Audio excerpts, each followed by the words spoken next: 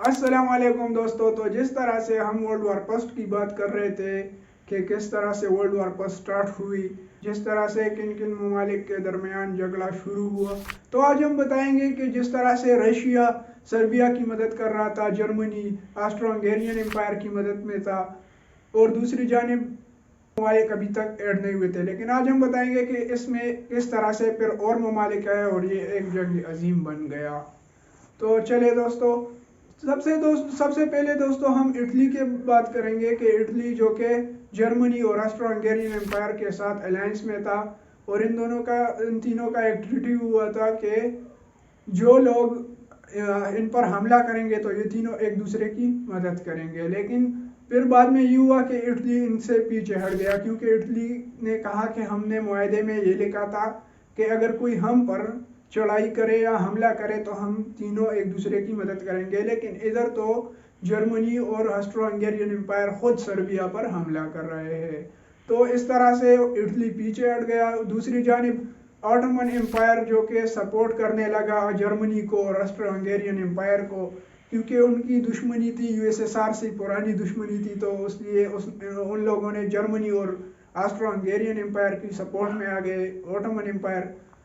तो इस बार फ्रांस भी पीछे नहीं हटा और फ्रांस भी आ गया रशिया के इत्तेहाद में, क्योंकि रशिया, फ्रांस और यूनाइटेड किंगडम का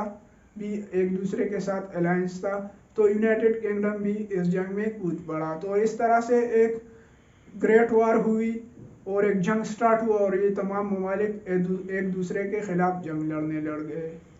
तो ब्रिटिश की जो आर्मी थी वो असल में ज़्यादा इसलिए थी कि उन लोगों ने जो कॉलोनाइज कंट्रीज थे उनके पास, जिन कंट्रियों पर उन्होंने कॉलोनाइज कर रखा था, तो वो उनसे फिर आर्मीज लाते थे और उनको इस जंग में शामिल करते थे और अपनी तरफ से जंग लड़वाते थे। अब असल में दोस्तों सवाल ये है कि ये जंग हुई क्यों। असल में ये ममालिक एक दूसरे के खिलाफ जंग के लिए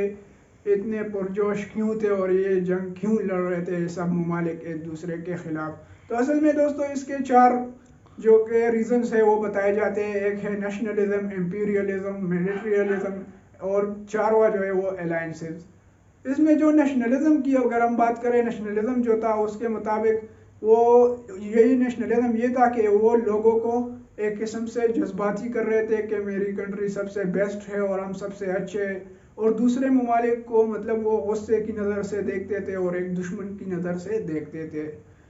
दूसरी जो असल बात थी एम्पीरियलिज्म, जो कि सबसे बड़ा मैं समझता हूँ इसमें ये था कि जिसकी वजह से ये जंग हुई। इम्पीरियलिज्म जिसमें ये था कि उस वक्त के जो भी ये एम्पायर्स थे इस समय मोनार्की थी, कोई डेमोक्रेसी थी नहीं, उधर जमहूरियत नहीं था, बादशाहत थी। तो वो तमाम बादशाह जो थे, वो जो मोनार्क थे, वो चाहते थे कि उनकी सुल्तनत बढ़े,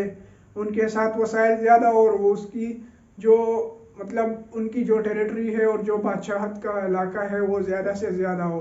तो वो लोगों को एक किस्म से इसमें धकेल रहे थे, क्योंकि उनकी सबसे बड़ी वजह ये थी ज़्यादा इलाके को घेर सके। इसमें जो तीसरी वजह थी दोस्तों वो थी मिलिट्रियलिज्म। ये जो सारे एम्पायर थे ये अपने मिलिट्रीज पर बहुत ज़्यादा खर्च कर रहे थे, इसलिए कि इनकी ख्वाहिश यही थी कि इनकी जो एम्पायर है वो सबसे ज़्यादा बढ़े, और ये अगर इनके पास मिलिट्री पावर ज़्यादा होगा तो वो ज़्यादा से ज़्यादा इलाकों को घेर सकते हैं और अपनी बादशाहत को आगे बढ़ा सकते हैं, और वो ज़्यादा से ज़्यादा वसाइल जमा कर सकते हैं। तो मिलिट्री पर ये लोग ज़्यादा से ज़्यादा खर्च करने लगे थे, और उस वक़्त मिलिट्री में शामिल होना एक फ़ख्र की बात हुआ करती थी। उस टाइम अगर हम देखें कि उस टाइम बादशाहत में कौन कौन बादशाह थे, उस टाइम जो जर्मनी का जो बादशाह था वो था कैसर विल्हेम टू, जो कि जर्मनी की तरफ से मोनार्क था। दूसरी जानिब रशिया के जानिब से था वो सार निकोलस टू था, जो कि आखिरी बादशाह था रशिया का, फिर वो भी ख़त्म हो गया और बादशाह किस्म से उधर फिर ख़त्म हुई थी। और यूके का जो था, यूनाइटेड किंगडम था, वो था किंग जॉर्ज पाइप था, वो भी। असल में दोस्तों इसमें एक मज़े की बात ये है कि ये तीनों एक दूसरे के कज़न्स थे, मतलब बहुत ही नज़दीक रिश्ते थे इनको, और ये एक किस्म का फैमिली फाइट चल रहा था, एक ख़ानदानी जंग था जिसमें आम लोगों को धकेल दिया गया था। इस जंग की चौथी जो सबसे बड़ी वजह है वो अलायंसेस बताई जाती है कि किस तरह से बहुत से ज़्यादा पॉलिटिकल अलायंसेस आए, بہت سے ممالک نے ایک دوسرے کے ساتھ الائنس کر رکھا تھا، تو اگر ایک ملک دوسرے ملک پر حملہ کرتا تو وہ دونوں ممالک کی جانب سے جو بھی الائنسز تھے وہ آٹومیٹکلی ایک دوسرے کے ساتھ جنگ لڑتے تھے۔ تو اس کا یہ تھا کہ الائنسز کی وجہ سے یہ ایک دو ملکوں کا جنگ ایک ورلڈ وار میں بھی تبدیل ہو سکتا تھا۔ اگر ہم الائنسز کی بات کریں دوستوں تو 1882 میں جرمنی، آسٹرو ہنگیرین امپائر اور اٹلی کے درمیان ایک الائنس ہوا کہ ہم تینوں ایک دوسرے کی مدد کریں گے۔ اگر کوئی اٹلی پر حملہ کرتا ہے یا جرمنی پر کرتا ہے یا آسٹرو ہنگیرین امپائر پر کرتا ہے تو یہ تینوں ایک ہوں گے۔ دوسری جانب اگر ہم 1907 میں دیکھیں تو یونائٹڈ کنگڈم، فرانس اور رشیا کے درمیان ایک الائنس ہوا تھا کہ ہم تینوں ایک دوسرے کی مدد کریں گے اگر کوئی بھی کسی پر بھی حملہ کرتا ہے۔ اور یہ الائنسز کی وجہ کیا تھی؟ تو اس کی وجہ بھی امپیریلزم تھی کہ یہ تینوں ایک دوسرے کے ساتھ یا اس طرح کے الائنسز بنا لے کچھ ممالک اور وہ اپنے سلطنت کو زیادہ سے زیادہ کرے اور وہ بہت سے ٹیریٹریز کو اپنے امپیریل اسٹیٹ میں شامل کر سکے اور ان کو کلونائز کر سکے۔ اب اگر بادشاہ چاہتے تھے کہ ان کی سلطنت بڑھے لیکن جو عام لوگ تھے وہ جنگ نہیں چاہتے تھے کیونکہ ان کے پاس کوئی وجہ ہی نہیں تھی اس جنگ کی ہونے میں یا یہ جنگ لڑنے میں، لیکن عام لوگوں کو اس جنگ میں دھکیلا گیا کیونکہ اس وقت